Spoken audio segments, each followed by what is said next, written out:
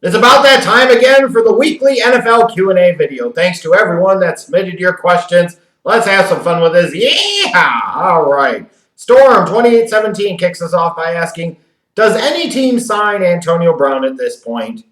And for that matter, should anyone even bother? Now, to your first question, I think if the NFL investigates and they're unable to determine guilt for Antonio Brown, somebody's going to come sniffing at Antonio Brown. Absolutely. Somebody's going to come sniffing at him. Now, to your question, should anybody even bother? That's a great question because while you're talking about a Hall of Fame level talent, you're also talking about a Hall of Fame level pain in the ass. And this is a guy that has screwed himself out of two situations in a couple of weeks' time frame, and in the process cost himself over $30 million in guaranteed money. Is he worth the headache? Is he worth the pain in the ass? And to me right now, the simple answer is no.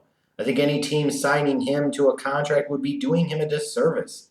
Sometimes you have to lose the thing you love the most in order to find yourself. Now, do I believe Antonio Brown when he says that he's done with football? No, I think he's full of shit. But the reality is he's so crazy right now, who the hell knows? He needs help, and he needs help now. Vinny Los Benuso. Vinny asks, who has been a bigger bust, Jameis Winston or Marcus Mariota? God, that is a fantastic question. Because I think beyond question at this point, it's interesting Vinny's asking it in the correct framing. Who has been a bigger bust? They have both been busts. I think it's been Winston. Winston was the number one overall pick. Winston was supposed to be the more sure thing. He was supposed to be the great pocket passer, and all that shit ain't happened. At least Mariota's made the playoffs. At least Mariota's won a playoff game. So while he's been a bust and a disappointment for me personally, certainly, especially because I rated him ahead of Winston in 2015, I think Winston's been the bigger bust because what has Tampa really won with him? Either way, they've both been bust. Bad. Peter Jedra asks, are the first two games an indication of how the Bears season will be? I think it very well could be, where you're leaning on a great defense and hopefully an ever-improving running game to bail out Trubisky in that offense. For the Bears at this point in time, their hope is that they can be the 2013 Seahawks. I'm not comparing David Montgomery to Marshawn Lynch, but in terms of the ability to run the ball and establish a physical identity on offense and be able to play great, high-level, dominant, elite defense, if you get a quarterback that can make a couple of big plays and not make back-breaking mistakes, which is who Russell Wilson was in 2013, if you can get that out of Trubisky, then that's what the Bears are going to be. They'll win some good games. They'll lose some bad games. It could be good enough.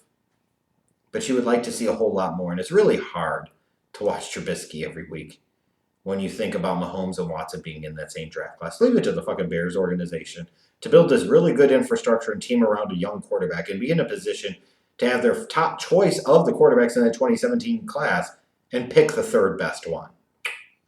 But it also might potentially be a frustrating season watching the Bears because it reminds you of teams gone by in the past with guys like Grossman, with guys like Cutler, and so on and so forth. Like, we've been down this path before, and it gets a little old. Josh McSwain, are the Ravens a threat to go to the Super Bowl? I don't think so at this point. I'm a big Lamar fan. I had a first-round grade on him. He was my number 2 quarterback in last year's draft. I had him rated higher than Darnold, higher than Mayfield, higher than Rosen. That said, I do wonder as the season goes along if some teams are going to start to pick up on some tendencies, if his accuracy is going to wane for any period of time. They're the favorites in that division right now, I think, for sure.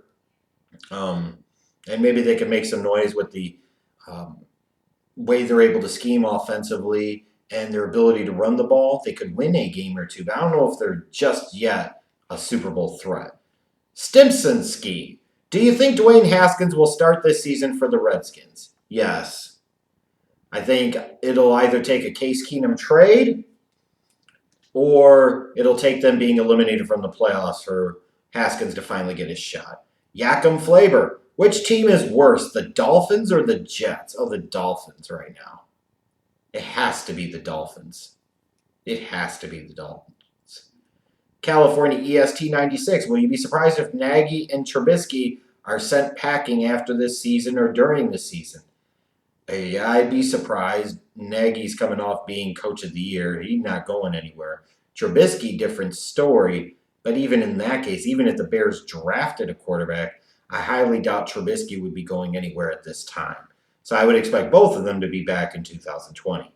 Stephen Hilton, do you think Patrick Mahomes would be the same quarterback if he was drafted by a different team? That is a great question because for all the talk about talent and so forth, you also got to look at the talent that he's surrounded with, the speed outside of wide receiver with freaking Tyreek Hill when he's in the lineup, Sammy Watkins now that he's healthy, Mecole Hardman. Like, the speed in that receiving group is otherworldly. It might be the fastest trio of wide receivers I've ever seen in the NFL.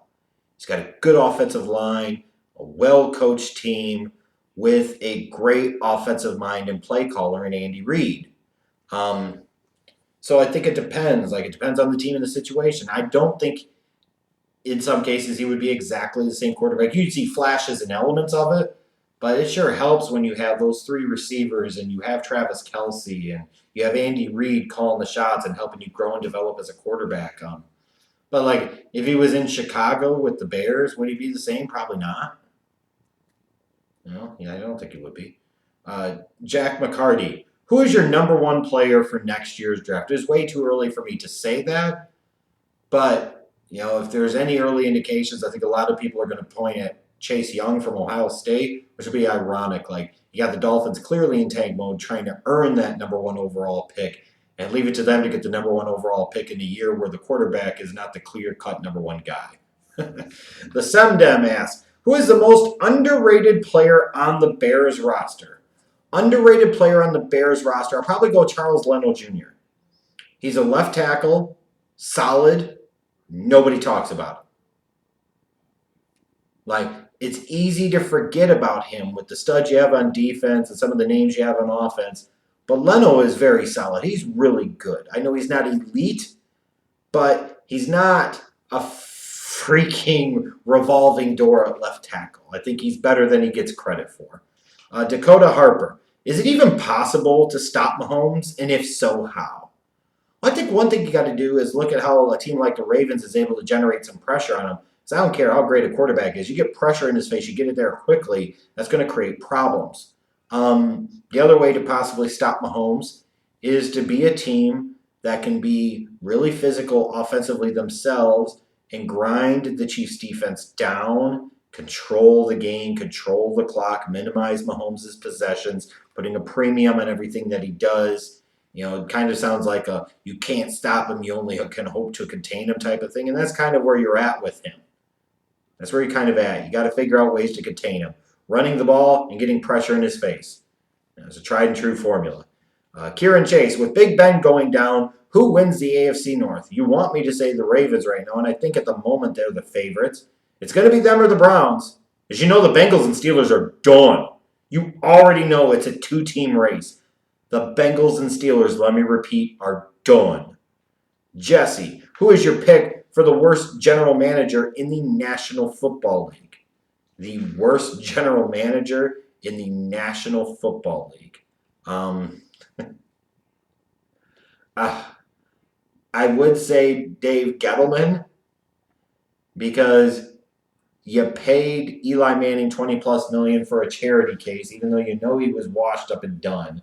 Then you take Daniel Jones at number 6 overall, and instead of taking the quarterback the year before, although you have Saquon Barkley, so that's got to count for something. But then you're bringing in a young quarterback, even though you're bringing back Eli, which makes you feel like you're in a win-now type of mode.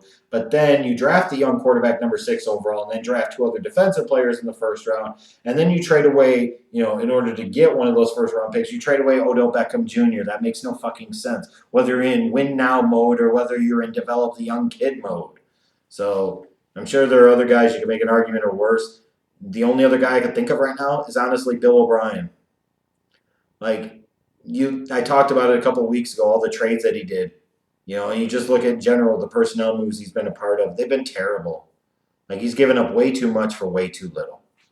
So those would be two choices for me. Kyle C. Do you see a problem with these players asking to be traded? From a pure fan standpoint, sure. You want these guys to be there with their teams. You want them to be loyal. As a businessman, as a human being, I do not have a problem with it. In the real world, if we don't like a job, we try to leave. Go find greener pastures. That's what these guys are doing. More power to them. That's what I think. Justin Olba, who, if anybody, becomes a cap casualty for the Bears in the next couple of years with some of the young players they have that they're going to have to pay? That is a great question. I think you could look at that receiving core and say maybe a Taylor Gabriel might be a guy that they would potentially live without. I think more so the approach here would be looking at, like, they're not going to be able to pay everyone down the road, so who do you pay? And who could you potentially live without? And I think there's a chance down the road in another 2 years that this team might decide to move away from Tariq Cohen and move on from him and not want to pay him $7, $8, $9, whatever $1 million a year it's going to take to keep him. They're going to feel like a Kareth White or somebody else is going to be able to fill some or most of that role. So that would be another guy that I would look at. Maybe down the road, Danny Trevathan might be expendable. Those would be a couple of names that I could think of off the top of my head. Diego WB Cardona, if the Steelers go 8-8, will you see Minka trade as a bad decision? If they win 8-8, that probably means their pick would have been somewhere between 13 to 17 or so. Then the trade's not so bad. But they're not finishing 8-8. They're not. They're just not. If they finish 8-8, it's not so bad. I will agree with that, yes. Zoman Steve, do you think it's time for the Titans to move on from Marcus Mariota? It's quickly getting to that point for sure. At least you know this year you're going to have your answer one way or another. Alex Ibarra, do you think Green Bay's early success is a fluke or legit? It could be a bit of a legit fluke.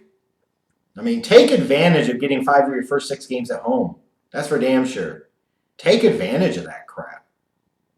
You know, they still have a couple of tough games coming up, but I would say their defense is playing relatively well. Rodgers seems comfortable. They're running the football a little bit more. So, there's some fluke elements in there where I'm not totally sold on them, but there are some elements I look at them like they're kind of legit, and they look like maybe the team to beat in that division. Darren Faust, is Patrick Mahomes the best player in football? He just might be the most exciting quarterback in the league. I don't think there's a question about that. But the best player in the league in terms of pure dominance of what he does, to me, might have to be Aaron Donald. Like, I know it's easy to see Mahomes and see all the great, crazy, wonderful things that he does, but goddamn, Aaron Donald at his position is at a whole nother level. Just a whole nother level. Mike Schmidt, are the Eagles the favorite in the NFC? You wish. Courtney Centimore, can the Bears win a Super Bowl with Trubisky? Well, by God, we're probably going to find out this year. But even if they did, it would be with him, not because of him. Not exactly what you set out to do with a number 2 overall pick at the quarterback position. And Danny Boy closes us out by asking this question. Will Riverboat Ron Rivera, finish the season as the Carolina Panthers head coach? Big changes could be in store potentially for Carolina. Ron Rivera could potentially be gone, or he might survive. But I think the bigger and more interesting question you have to ask, is Cam Newton going to be back in a Carolina Panthers jersey in 2020? And if I had to put odds on it right now, I'm saying it's 80-20 that he's not. And that will be a bit of a culture shock when you talk about the Carolina Panthers, a guy that's been the face of that franchise since 2011. But I think Rivera has a chance to stay. I think Cam might very well be a goner. Anyways, thanks to all of you guys that submitted your questions for this Q&A. I enjoyed this. Let's do it again next week. See you later.